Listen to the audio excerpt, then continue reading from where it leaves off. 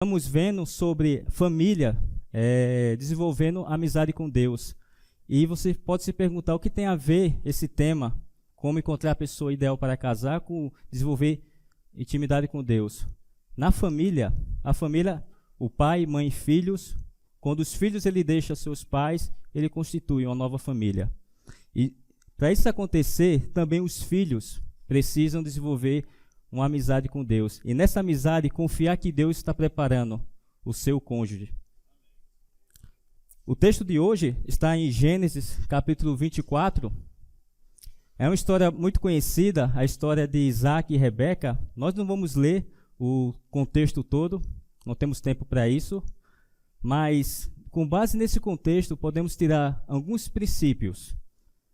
Talvez exista mais, e com certeza há mais princípios do que eu vou falar nesta manhã, mas você em casa eu quero convidar os amados, a todos que estão aqui presentes, de ler esse texto, a história lá de Isaac e Rebeca, onde você vai extrair alguns princípios que pode te ajudar a você encontrar a pessoa ideal para casar.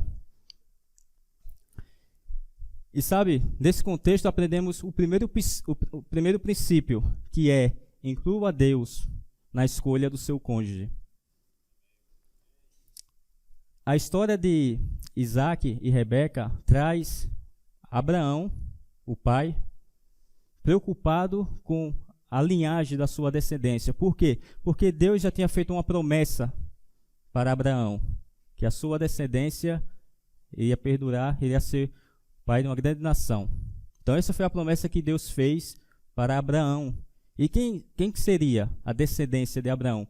O seu filho Isaac.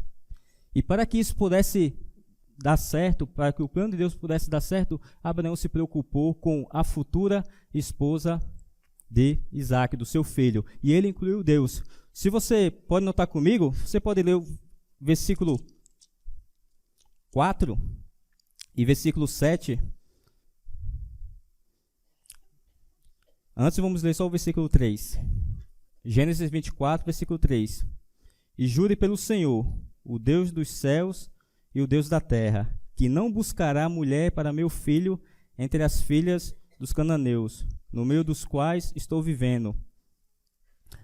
Abraão, ele queria, o seu desejo era que seu filho casasse com uma moça que convia. Mas para isso ele incluiu Deus nesse plano, nesse propósito. Jovem, você que é solteiro, você que é solteira, você tem incluído Deus nas suas orações? David, eu não quero casar, tudo bem. Mas quando você pensar em casar, será que eu e você incluímos Deus no nosso relacionamento, no nosso futuro relacionamento? Porque quando eu não incluo Deus na minha vida, principalmente nessa parte de relacionamento, parte sentimental, quem acaba sendo o parâmetro, quem acaba sendo o modelo é o mundo. Sabe por que eu digo isso, irmãos? Sabe qual é o padrão do mundo? O padrão do mundo é: escolha alguém que te faça feliz, ou que te faça sentir feliz, bem. E quando você escolhe uma pessoa e você começa a enjoar, o que é que o mundo fala? Ele volta para o mesmo princípio. Escolha alguém que te faça feliz. Mas eu estou infeliz com essa. Meu filho, minha filha, acorda para a vida. Vai passar a eternidade com uma pessoa que é um tropeço, é uma carga para você. Escolha alguém que te faça feliz. Mas quando nós incluímos Deus, nós fazemos exatamente o que fala em Romanos, capítulo 12, versículo 2, diz: não se amolde ao padrão deste mundo, mas transforme-se pela renovação da sua mente, para que sejam capazes de experimentar e comprovar a boa, agradável e perfeita vontade de Deus. E sabe, irmãos, quando nós entendemos qual é a vontade de Deus, como Abraão sabia a vontade de Deus, dos planos, dos desígnios de Deus na sua vida, nós fazemos aquilo que Deus predestinou para nós, que Deus já separou, que Deus já escolheu para nós. E quando eu tenho essa mentalidade renovada, eu consigo sim entender E não só entender, eu posso começar a experimentar a sua boa, perfeita vontade. E sabe o que leva quando eu começo a experimentar, a comprovar essa boa e perfeita vontade? Passamos para o próximo item. Além de eu incluir Deus na minha oração, na escolha do meu cônjuge, do meu futuro cônjuge, isso me leva também a escolher alguém que compartilha da mesma fé. Esse é outro princípio que vemos no contexto da história de Isaac e Rebeca. Se você pode ver comigo, versículo 4 e 7. Mas irá à minha terra e buscará entre os meus parentes uma mulher para o meu filho Isaque. Versículo 7. O Senhor, o Deus dos céus, que me tirou da casa do meu pai e da minha terra natal, e que me prometeu sob juramento que a minha descendência daria esta terra, enviará o seu anjo adiante de você, para que dele traga uma mulher para o meu filho. Seria interessante se eu e você fizesse como Abraão. Eu sei que muitos hoje são casados, mas você ainda que é solteiro. Que tal se pegarmos esse princípio, eu como filho de Deus, temente ao Senhor, acreditando nas suas promessas, daquilo que Ele pode fazer na minha vida, por que não eu pedir a Deus e pedir a alguém que me auxilie, que caminhe junto comigo, na mesma fé? E essa mesma fé, eu quero abrir um parêntese, não quero que os irmãos, que os convidados saiam com a ideia, tem que ser daqui, tem que procurar um esposo, uma esposa seja daqui de dentro. Não, a fé, pense alguém que vai te ajudar na caminhada cristã. Esse tem que ser o pensamento primordial, alguém que te auxilie. Porque quando eu começo a pensar nisso, isso me leva a não correr alguns riscos. E sabe qual é o risco de muitas vezes eu me relacionar com alguém que não partilha da mesma fé, que não acredita no mesmo Deus? O risco principal é o afastamento de Deus, onde dificilmente eu vou ter forças para todo domingo, toda manhã estar aqui, louvando e agradecendo seu santo nome, mostrar Deus para as pessoas que ainda não conhecem. Então, quando eu tenho alguém que não compartilha dessa fé, que não acredita, que não sabe nem o sentido, o porquê eu estou aqui hoje, nesta manhã, o porquê eu oferto a Deus, o porquê eu celebro a ceia. Então, se eu tenho uma pessoa do meu lado que não entende isso, então, provavelmente, um dos riscos, isso vai me levar a me afastar de Deus. E o segundo risco que eu corro é que se chegar a ter um matrimônio com essa pessoa, vai interferir na educação religiosa dos filhos. Porque eu estarei preocupado com a salvação, com o crescimento, com a vida espiritual do meu filho, enquanto o meu cônjuge, ele não está nem aí. Ele está mais preocupado com o que é que o filho ou a filha pode se tornar aqui nesse mundo. Bem-sucedido, respeitado pelas pessoas. É isso que o mundo ele prega. Reconhecimento. E Deus, ele não está interessado no seu reconhecimento. Ele está interessado na sua alma, na sua vida. E sabe, irmãos, quando eu fico pensando em evitar esse risco, é porque eu tenho que também observar a pessoa que eu quero casar. Observar suas características, suas qualidades. Então, se eu incluo Deus na minha oração, na minha vida, se eu escolho a pessoa que compartilha da mesma fé que a minha, não é só isso, basta. Não basta só, entre parênteses, só ser crente. Eu tenho que observar também as suas qualidades e observar as suas características. E foi isso que o servo de Abraão fez. Veja os versículos 16, 18, 19 e 25. No versículo 16, fala: a jovem era muito bonita e virgem, nenhum homem tivera relação com ela. Rebeca desceu à fonte, encheu seu cântaro e voltou. 18. Beba, meu senhor, disse ela, e tirou rapidamente dos ombros o cântaro e o serviu. 19. Depois que lhe deu de beber, disse: tirarei água também para os seus camelos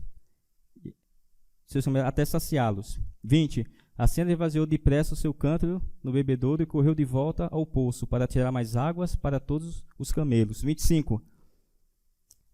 E acrescentou: temos bastante palha e forragem, e também temos lugar para vocês passarem a noite. Eu te pergunto, quem que não gostaria de encontrar uma pessoa ideal com todas essas características, com essas atitudes? Viu quantas qualidades Rebeca tinha? Interessante que quem viu essa característica foi o servo do Abraão. Olha que presente de Isaac.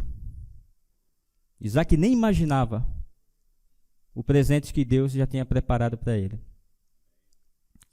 E muitas vezes eu sou meio que engessado que qualidades e características têm a ver com a fisionomia, o rosto, como diz lá no Nordeste, a lata da pessoa. Se tiver uma latinha bonita, esse é o seu caso. Se tiver o cabelo meio que bagunçado, aí já complica. Gastadeiro com salão, selagem, progressiva, todo produto aí que a mulherada usa. E o sexo oposto também. Se o homem tiver uma pochetinha, já estou começando a ter. Falei para a Jaque que ela pegue leve na alimentação. Aí já não me interessa.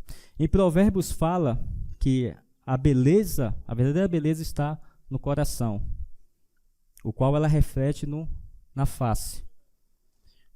Eu já fiz essa pergunta, meus irmãos. Eu creio que vocês também.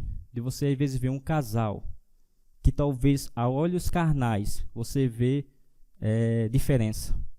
Você acha um mais bem apresentado do que o outro. Porque o normal do ser humano, fulano é tão bonita para ciclano, o que é que foi que ela viu nele? Ela viu o que você não viu, que é o coração. E é isso que o servo viu quando olhou Rebeca. Ele viu todas as suas qualidades. Qualidades que talvez passem longe nos meus critérios. Por quê? Porque eu não incluo Deus. Eu não peço a Deus sabedoria.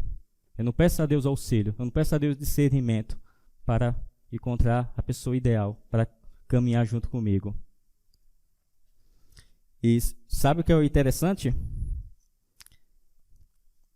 É que normalmente eu tenho os meus critérios e muitas vezes esses critérios não são, muitas vezes, da vontade, da conformidade de Deus. Porque se você for olhar as qualidades que a Rebeca tinha, vai falar realmente da beleza. Mas tem algumas coisas que, se você for olhar no seu boletim, pura, altruísta. Altruísta, quem foi no último encontro de casais com a Igreja do Cajuru vai saber o que é. O nosso irmão Pedro falou.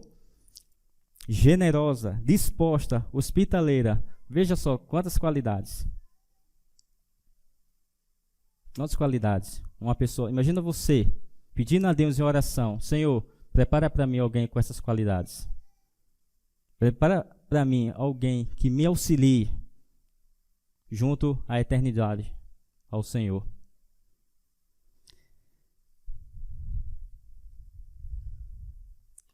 Quando incluo Deus, quando eu escolho a pessoa que compartilha da mesma fé, e ao escolher essa pessoa, começo a observar as suas qualidades e características, não pode também parar por aí.